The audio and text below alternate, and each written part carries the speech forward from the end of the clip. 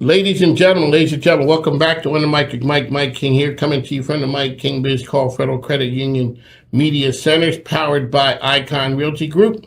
That's what we're doing. You can follow us on social platforms, LinkedIn, Facebook, Instagram.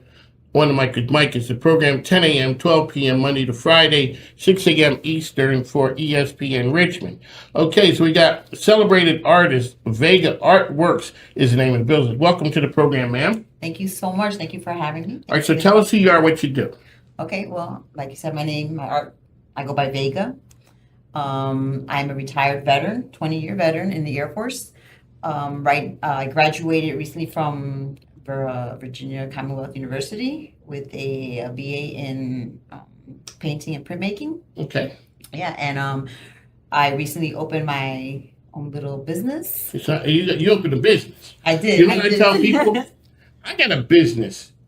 It's only small little when I need it to be. When the government giving out some money or they're giving an award, yes, I got, a veteran? Yeah, minority? Yeah, and senior citizen? Let me check all them boxes. You have a business, and I've seen your artwork around. How shocked are you when people know your work and they're like, they know who you are? I'm really getting started, but I love it. I love it. I think, it makes me feel good and proud that, like right now I'm selling artwork merchandise with my Puerto Rican inspired artwork. Mm-hmm. So when people actually purchase it, I feel really, really good. I feel proud because I love to see people wearing my artwork. I want to share.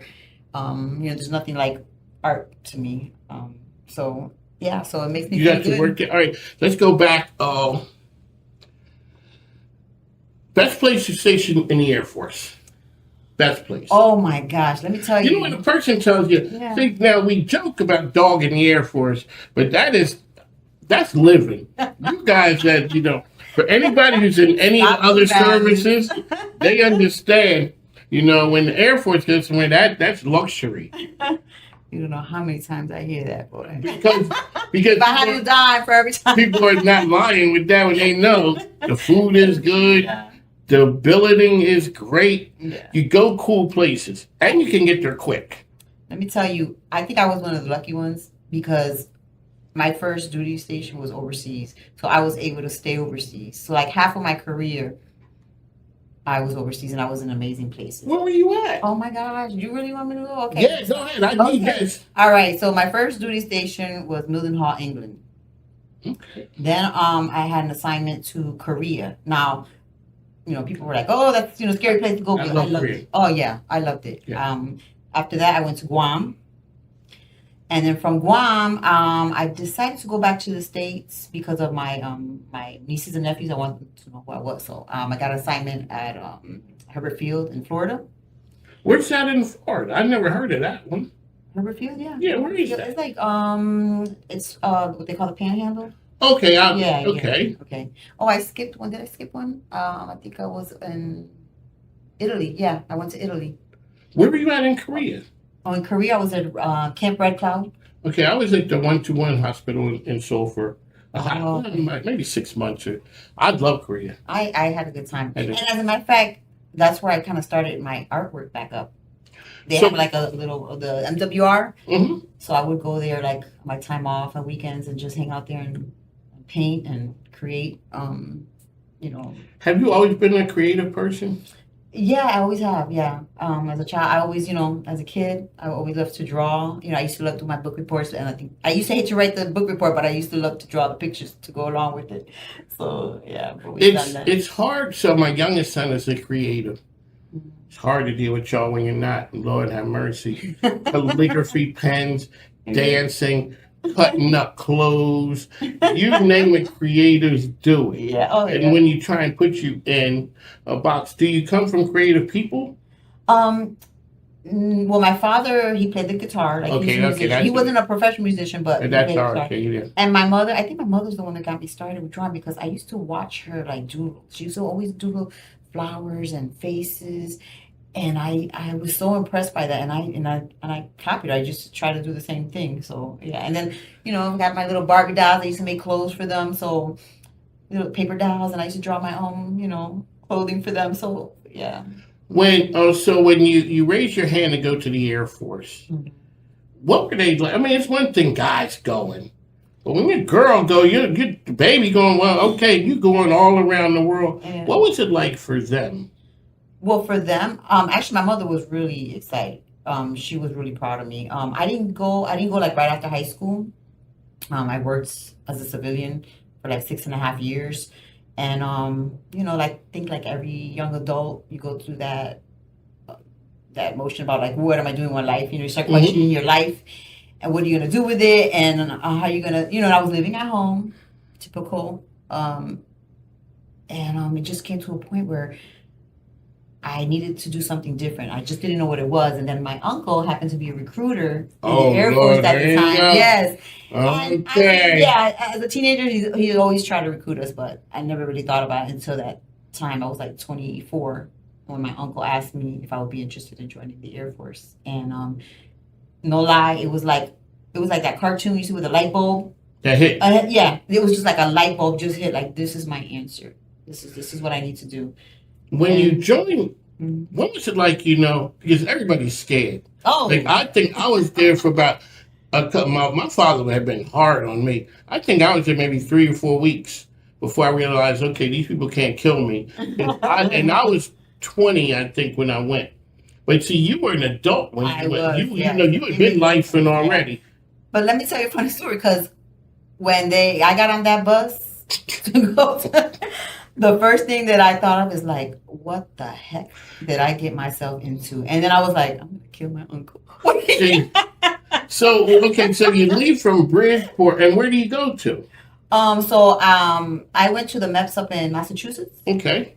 And bunch of y'all up at the MEP station, everybody there. Yeah, really. You're doing this thing. Yes. And so they were like, all right, so the Army go here, the Air Force go there. Yeah. Where did you guys go for basic training? Well, I went to Texas. So and this is like, everything's like a vague memory to me, but I remember being in the airport with all these, like being on the plane and then getting to the airport and then just so many young kids and we're just waiting. Everybody's holding that little manila envelope. That's like, everybody's holding the manila envelope. So when you get there, when do you realize you can do this? And this thing is, okay, I can sort of. Well, I have no other choice but that. And once I get started with something, Oh, that's you. That's me. I gotta do it. I gotta do it. So after you've been in for a while. Okay, so the time's up. You ready? Okay. It's time. Okay, you can do like people do. I can see you later.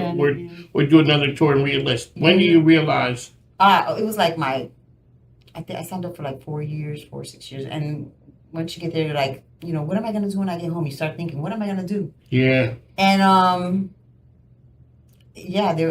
for me, there was no other choice. I was like, I'm going to just stream this. I'm going to do this. Once I hit that like 10-year mark, you're like, you might as well go ahead and knock. I might as well go ahead and knock this on out. See, mine was broken up. I did 4.5, got out, missed it because I wasn't used to being a civilian. Okay. And so I missed the camaraderie. I missed that. Went back again. Stayed another 8. Might as well go ahead and knock this thing out. I mean, because when you get to 10, 12 years, oh yeah, it is a wrap. It goes by so fast. I can't believe I've been retired almost like over 10 years now already. And you'd be like, thank you, Uncle. Thank you, Uncle. Yeah. When it show up, be like, thank you. I'm going to start getting Social Security. And it's what you make of. I got to tell people, if you're thinking about joining the military, it's what you make of it. You're going to get negative feedback. You're going to get positive feedback, but take that positive feedback and just make the best of it for you. Always stay positive. I always say, try not to be negative because everybody has their own opinion. And I was lucky because I had such an amazing career. I mean, I had good days. I had bad days. I had days where I was crying and screaming and, you have good jobs, bad jobs. You have good support, no support, but it's what you make of it. You got to keep that positivity. So in the Army, is it an MOS in the Air Force? Is that what it's called? So what did you do in the Air Force? I was in supply. I was a 2S. Okay, so you're in supply. Yeah. Alrighty, so you take up the painting again, and I always ask artists, do you know when it's done? Or are you up there tinkering it with it? Looking at it sideways, and I don't know, when is it done, ma'am? You know what? It's never really done. Because I have paintings now that like I kind of stopped and I'm like, I'll get to it later, you know. And you never do really get to them, but um, they're never really done. I think for me, I always want to do touch ups and stuff, but I kind of just leave them alone. But yeah, it's whether you're tired of it and you want to work on something else. I don't know if they're really ever done. You don't know where it's at. Yeah. Do you work on, okay, so you get the inspiration, you're working on it. Do you work on multiple things or do you work on this one and then it's done and I'm moving on? Or it's like, I've been working on that one for a while. Let me go ahead and. Exactly. That's what it I is. always try to have at least 2 projects going. Definitely. You want to get, because you want to have, of course, when you're dealing with paint and depending on the type of paint, especially like oil paint, you need that time a little to dry or whatever. And so you want to get started on something else and just to keep your mind off of it. Yeah, because you want to be able to sit back and look at your artwork and see what needs to be done, what are the changes you want to make. So I definitely recommend working on 2 or more projects at a time. Well, okay, Mike is here. She is Lady Vega Artworks is the name of the business. How can people reach you and get information? Because now you done brought some work with you. I brought one of my paintings. Yeah, this is so right now I'm, like I said, working with a lot of my Puerto Rican inspired artwork. And this is one of my paintings that I did while I was at VCU. And this is a homage to Puerto Rico. Okay. And I kind of made a collage. And this So is can you check to make sure we're good on mine? Okay, so here, we're not going to cover you. We're not going to cover you up. Okay. So yeah, so these are collages that I did with personal photographs that I took while I was visiting Puerto Rico. And yeah, so it's basically a celebration, a homage to the island. So how long did it take you to do this? And let me ask you, is this done? This one is done, but I look at it and I'm like, I think I could touch up a little bit because sometimes the paint dries and but yeah, it's basically done. I haven't really done anything to it. So. And how long did it take you to do this? So probably I'm gonna say a couple of months because you have a certain time frame in school. Okay. They give you assignment and they usually give you at least 4 to 6 weeks, I think. So something like that. So for people who go to art school, do they do artwork? They can't take a person who can't paint. So you already can paint when you get there, right? Or what do they teach you, like the techniques and stuff? Because if I go there, I don't care how long I'm up at VCU, I ain't coming out like this. And a lot of people that attend art schools, some of them really don't even know how to draw. Like they're like, I don't know how to draw or paint. So you kind of have to have an idea. You want to know how colors work and stuff like that. So they don't really teach you like. It depends. They'll teach you the basics. You have to know the basics actually, and then you kind of just go from there. So it's not like they sit down and say, okay, this is how you do this and that. No, you do have to have kind of a background, an understanding of how paint works and drawing. So yeah. So what was it like the first time somebody paid you for it? Well, I haven't really sold like a painting per se. Like right now, I'm just selling like merchandise. But I did. We donated one of my paintings for an organization that was. Because you do it you do a lot of work down in Petersburg, don't you? Well, I at the PAL, like they have usually call for artists, and I kind of submit my artwork, and a couple of my pieces have been accepted. So what's it like when you see that? Because they go from the house to Also, you're seeing people standing there. That's how people do it. Art, standing there looking, interpreting it. I love it because I kind of stand back and I kind of look at people looking at my my paintings and wondering what they're thinking, or I try to overhear what they're talking about. So yeah, it's kind of something. I'm always interested in knowing what they think about it. And so what kind of painting is that? So that's an oil painting. This one is acrylic. That's acrylic. And it kind of dries faster, so it's easier. Oh, so that's the difference between acrylic and oil. It's a different texture, yeah. So. Okay. And this is on a canvas. And this is on a canvas, yeah. Do you always draw paint on canvas? Actually, no. I started painting on bottles, and that's going to be something I'm going to be working on in the future, where I just draw these beautiful scenes on bottles. Right now, I have like a collection of 10 bottles right now. So that's something that's I'm going to be working on in the future. So where can people get your artwork and see it? And okay, well, we're going to go back because this is a business show. We got to talk about the merch. Right. What kind of merch do you have? Okay, so I have Puerto Rican inspired artwork. So like Like the for shirt? instance, this shirt. Yeah, this is based on it's called the gallina de palo, which translates to the chicken of the tree. It's an iguana. Yeah, they're a really invasive species in Puerto Rico, but I think they're amazing creatures. And so yeah, so these are the type of things. And then I have the coqui, which is like a big symbol of Puerto Rico, the coqui. And I have these coqui and with the Puerto Rican flags. I have T-shirts. I have keychains, buttons, magnets, cups, mugs, things like that. That's what and I'm going to be selling those at markets. So you try to, you'll find me at maybe Latin markets and stuff like that. And this Saturday, You're out with your husband and my man, Sweet Lou Hidalgo. yes, It's out there with the Latin and Jazz Festival. the Latin Jazz and Salsa Festival. Yes, is I'm not sure the time.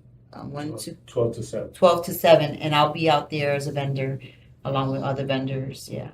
So you're able to put it. So congratulations to you on all the work that you're doing. Congratulations Thank you. on the work, and let us know how you can, how we can help you here, folks. If make sure you go ahead and get out and support the artwork. Her artwork is amazing. Shout out as well. Like people say, thank you for your service. Thank you. Thank you. Yeah, it wasn't always it was really quickly. I always, like I said, the Army gave me a wife 46 years ago. Yeah, with some scrubs on. Military marriages they're not normal. They're not, but civilians have no idea, no clue the things that people do, and it's the way people stay together because it's not conventional. Yeah. So everybody knows your husband. Stop the madness, William. And remember the time you had me up there? I'm like, yeah, when you come with the Spanish veterans? I'm like, what happened? Y'all ran out of the Spanish. I'm like, what am I going to do standing up? I was terrified getting up on that stage that day.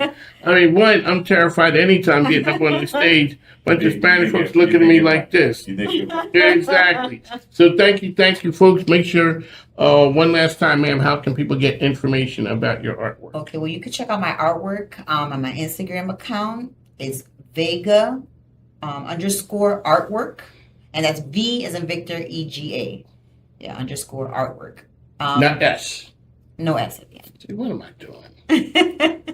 Oh, okay, put this, yeah. Vega artwork, yeah. Yeah, Vega artwork, Vega _ artwork on Instagram. On Instagram, yes. There you go, folks. Make sure you check